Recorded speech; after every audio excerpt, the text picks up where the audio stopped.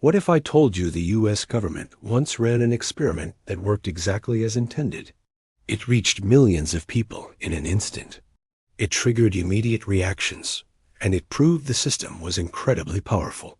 And that's precisely why it was shut down. This is the story of the U.S. experiment that worked too well. During the height of the Cold War, America was grappling with a new kind of challenge. The nature of threats had changed.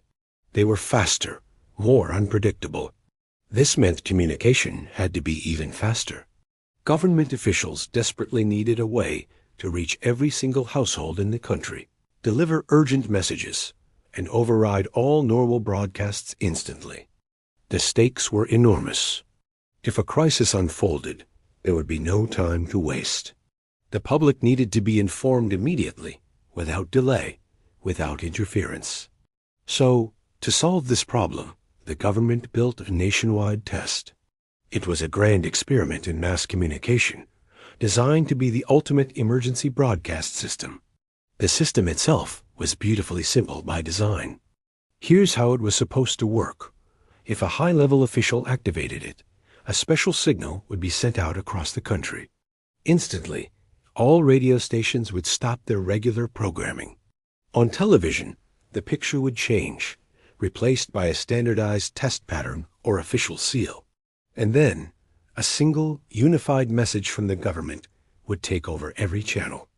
In the early stages, the system was tested quietly, mostly behind the scenes.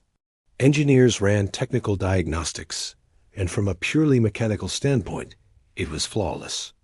It offered instant reach and perfect synchronization. The engineers were incredibly impressed with their creation. They had built a robust and reliable tool. But a technical success doesn't always account for the human element. Then came the day for the major nationwide test. This wasn't just a quiet internal check. This was the real deal. Broadcasters across the country were notified in advance to prepare. Officials had their statements ready. And then, at the designated time, the signal was activated. And it worked. It worked too well. Just as designed, radio and television broadcasts were interrupted. The official message went out. But the public's reaction was something no one had anticipated. Across the country, phones started ringing off the hook. People were calling their local police stations, their city officials, their news outlets, wanting to know what was happening. People stopped their cars. They walked out of their offices. The sheer, sudden interruption of daily life was jarring. Local authorities were completely overwhelmed with questions. The system did exactly what it was built to do, but the sheer scale of the public's reaction surprised everyone involved. The problem, it turned out, wasn't technical at all. It was human. People didn't just hear the message. They felt it. The serious, authoritative tone, the sudden interruption of their favorite show or song, the stark, official seal on the screen, it all combined to create a sense of unease, even alarm. Officials began to realize something critical. Even a test, clearly labeled as a test, could provoke real fear in the population. And if that was the reaction to a planned drill, what would happen if there was a mistake? A false alarm, a missent signal, it could cause nationwide confusion, or worse, genuine panic on a scale never seen before. The power of the system was also its greatest liability. Behind closed doors, the postmortems began. Internal reviews were conducted, and reports were written. The verdict on the system was clear. On the one hand, it was incredibly effective, reliable, and lightning fast. It checked all the boxes on the engineering side. But on the other hand, the human impact was a major red flag. The system was deemed far too disruptive for routine testing. Its message and tone were too easy for the public to misunderstand. And most importantly, it was simply too powerful a tool to be used without the risk of misuse or accidental activation, causing chaos. The conclusion was unavoidable. The experiment had proven its point all too well.